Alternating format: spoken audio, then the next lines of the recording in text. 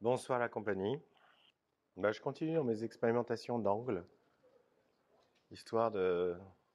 Alors ce qui est très bizarre, c'est que l'appareil, c'est mon appareil photo en fait, enfin téléphone, mon téléphone, il fait le point différemment. Donc si je baisse la tête, vous allez voir le ciel. Mais ma tête fait disparaître le ciel, ce qui est flatteur, mais un peu, qui est pas terrible. Alors par exemple, je fais comme ça, hop le ciel, hop ma tête. Je sais pas si ça fonctionne. Hop le ciel, hop ma tête. Ce qui est un peu con, parce que le ciel est super beau en fait. Ah, si je me retourne comme ça? Ouais, on voit le ciel. Enfin bref. Oh, c'est le drame des. C'est le drame. En fait, ce qui est incroyable, c'est que l'œil humain dépasse en précision de très très loin les appareils photo, les numériques les plus sophistiqués. On est capable de faire le point sur tout en même temps. Alors que cet appareil, non. Voilà. Si je m'écarte, il fait. On a le ciel. Et sinon, c'est moi. C'est con un appareil photo, en fait.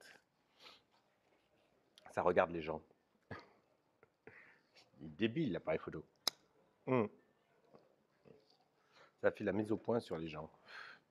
Bon, on va profiter des dernières lueurs pour lire la suite de Vie et mort de la jeune fille blonde de Philippe Génada. Le chapitre 9. Je sais pas si c'est bien parce que d'habitude je suis assis. Et là je suis pas assis. Donc j'ai l'impression de faire, je sais pas, d'être porte-parole du gouvernement. Bon, mais j'essaie de nouveaux trucs. Je m'emmerde alors j'essaie de nouveaux trucs. Hum. Donc petit récap de ce qui s'est passé avant. Le narrateur quarantenaire un peu paumé débarque chez des gens plus riches et plus âgés que lui, un peu fous, qui organisent des concours de claques avant le dîner. Durant ce dîner, il découvre que son hôte, qu'il connaît depuis 6 ans, en fait, a une fille de 35 ans, prostituée, séropositive, droguée. Mais il réalise pendant le dîner qu'en fait, c'est la fille qui, quand le narrateur avait 16 ans, l'a dépucelée, alors qu'elle n'avait que 13 ans. Et le père raconte comment, à partir de 11-12 ans, il n'avait plus géré sa fille, qu'elle couchait avec tous les mecs, enfin bref.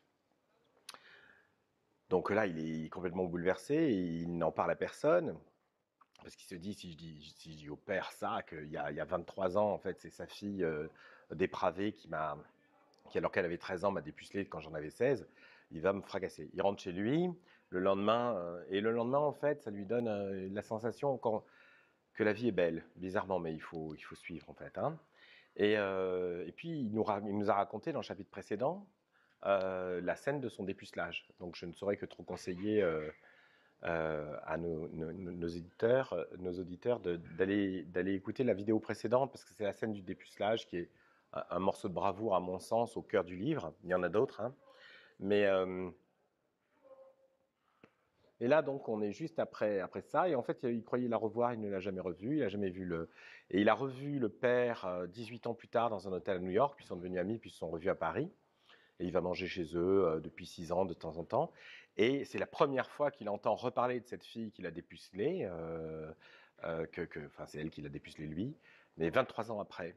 Et lui, cette logique de la coïncidence le crée chez lui un effet réflexif sur sa propre vie, sur le destin. Voilà, c'est écrit avec beaucoup d'humour et beaucoup de profondeur, dans la mesure où ces deux mots sont synonymes, hein, tout le monde le sait. Et si vous l'ignorez, eh ben, tapez-vous pendant le confinement l'intégrale de Woody Allen, ça vous recadrera les esprits.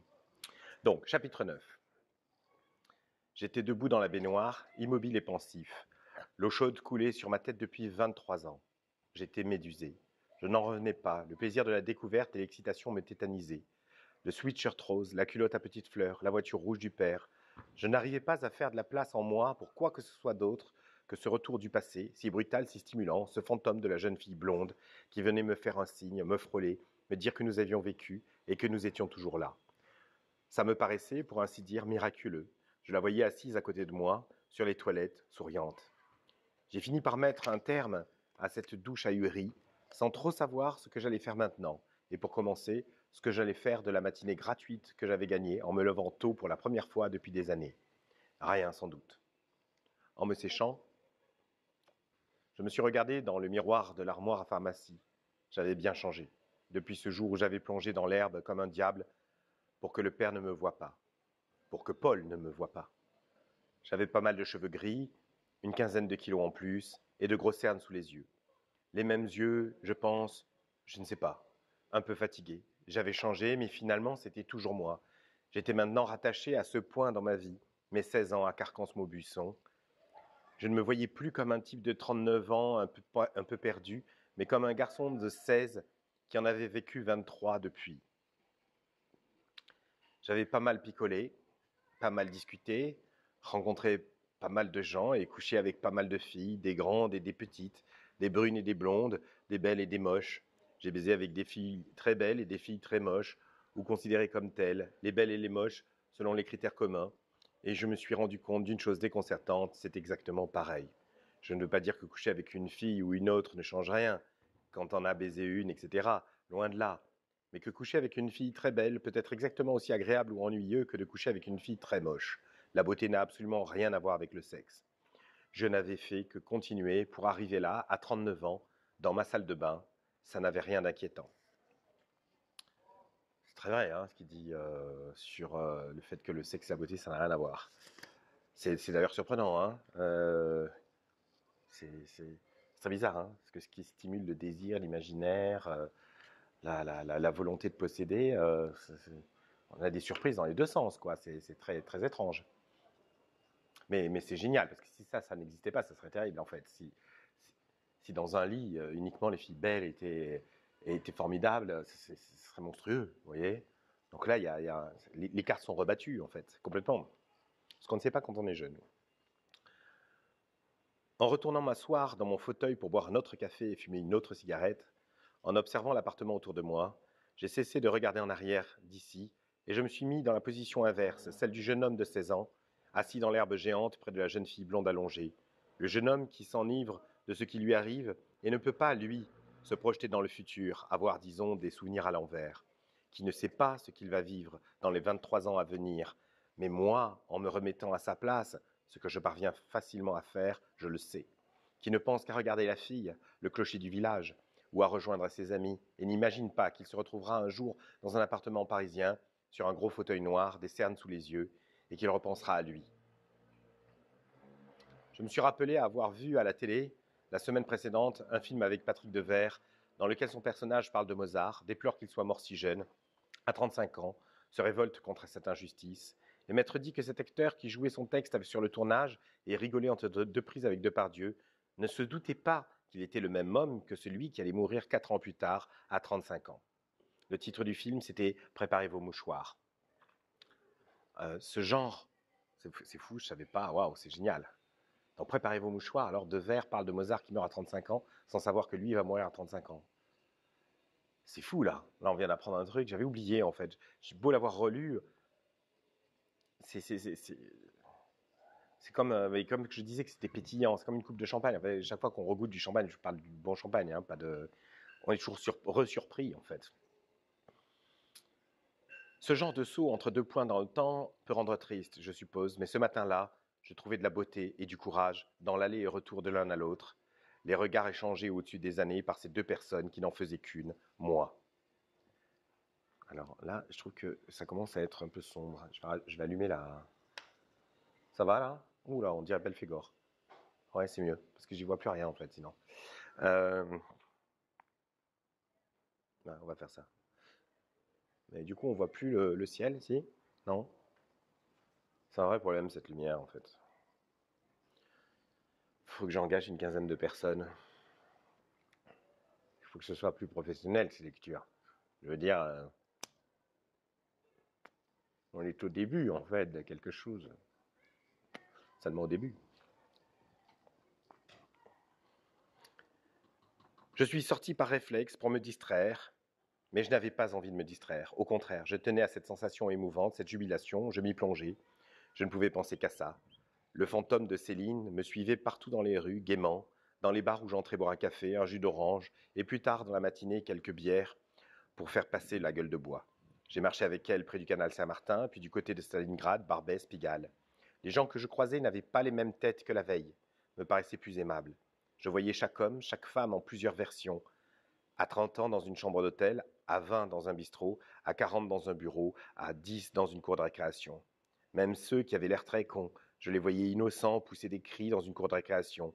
Il y en a pourtant qui sont vraiment cons, démesurés, demeurés qui se croient seuls au monde, irrécupérables, mais quand même un enfant plein d'avenir les regarde de quelque part. Waouh, c'est beau ça, hein. Mais quand même un enfant plein d'avenir les regarde de quelque part. En passant devant le Moulin Rouge, je me suis souvenu des paroles d'un des tableaux de la revue, quelque chose de réconfortant. Alors, je n'ai pas compris, quelle revue? Ah, de la revue du Moulin Rouge. En passant devant le Moulin Rouge, je me suis souvenu des paroles d'un des tableaux de la revue, quelque chose de réconfortant, d'intrépide et humble. Les filles chantaient, les sons, les ailes du moulin nous protégeaient jusqu'au matin. Et pendant tout le reste de ma promenade enthousiaste, le long de la ligne 2, je n'ai plus pu me débarrasser de ces deux vers, les sons, les ailes du moulin nous protégeaient jusqu'au matin. Quand je ne les fredonnais pas, ils tournaient d'eux-mêmes en boucle dans ma tête, les sons, les ailes du moulin, etc. Le soir, en rentrant, j'ai compris qu'il fallait que je la revoie. Entendre parler d'elle avait suffi à ramener le passé vers moi, m'avait permis d'y replonger une journée, mais ce voyage dans le temps ne resterait qu'un moment de bonne humeur et de nostalgie vite dissipé, si je ne le matérialisais pas, si je ne faisais pas revenir Céline à moi physiquement. Je devais la retrouver pour la regarder et la toucher. Là, sa réapparition serait réelle, et j'avais l'impression, difficile à exprimer, que ma vie en deviendrait plus concrète, plus stable. Alors, il est très court, le chapitre 9, mais pourtant je vais m'arrêter là, parce que c'est vraiment, en fait, la moitié du livre, en fait. On est page 147. Il nous a amené, donc voilà, ce qu'il y a pour ceux qui ont suivi, voilà, d'un seul coup, il s'est dit, je vais la retrouver, en fait. Et on va voir par la suite, je ne veux pas déflorer, mais ça va partir très loin, en fait, cette histoire. Mais, et tout le monde, je pense, a vécu un peu ces impressions ces illusions, en fait, qu'à un moment, le destin a déconné et que si s'était passé quelque chose d'autre entre deux personnes, longtemps dans le passé, notre vie en eût été complètement transfigurée. Et techniquement, c'est sûr, c'est certain. Pourquoi on a tourné à droite plutôt qu'à gauche? Pourquoi on est allé à cette soirée? Pourquoi on n'est pas allé à celle-là? Pourquoi on a pu revoir telle personne et pas telle autre? Mais quand ça remonte loin, comme le narrateur le jour de ses 16 ans, on se dit que c'est toute la vie en fait qui aurait été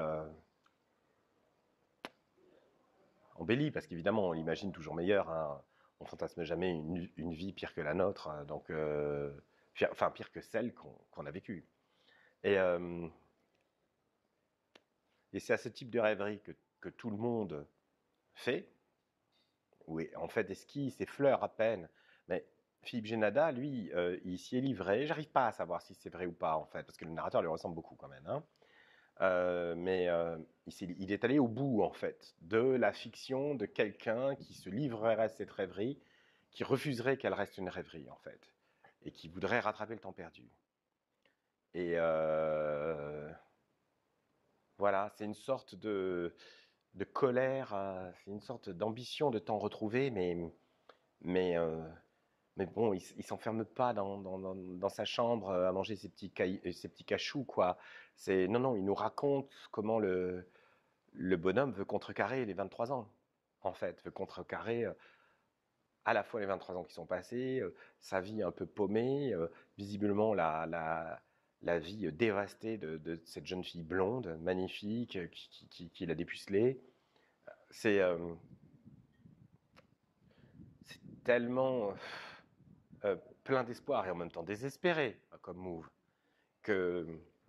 Mais bon, j'en dis trop sur la suite. Bref, donc voilà, ce soir, court chapitre, nouvelle mise en scène avec je m'écarte, ça fait...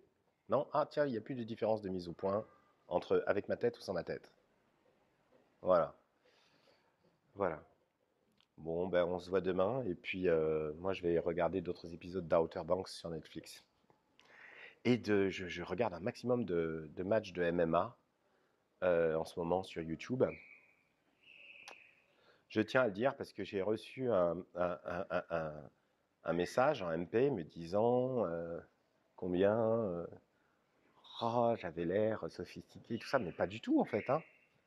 Moi, j'adore regarder pendant des heures des mecs qui se foutent sur la gueule et ça, le sang gicle. Voilà, hein, je lis ces livres parce que sinon on est tous enfermés chez soi en fait. Mais je refuse absolument le, la- le qualificatif de sophistiqué. Je ne veux pas être sophistiqué en fait. Ok? Je ne suis pas sophistiqué. Donc voilà. Et les matchs de MMA, je les regarde vraiment. Quoi. Et là, je vais vraiment regarder une série débile sur Netflix. Ok? Mais bon, ça ne nous empêchera pas demain de lire la suite, en fait, de Vie et mort de la jeune fille blonde de Philippe Genada. Parce que c'est beau. Voilà. Je ne sais pas ce que vous en pensez, en fait. Il n'y a pas de commentaires disant c'est beau, c'est naze, ou, sauf de Jean Arnaud, qui est un pur, quoi, un dur. Mais voilà. Bon, je suis super fatigué. J'y vais. Et il vous embarrasse.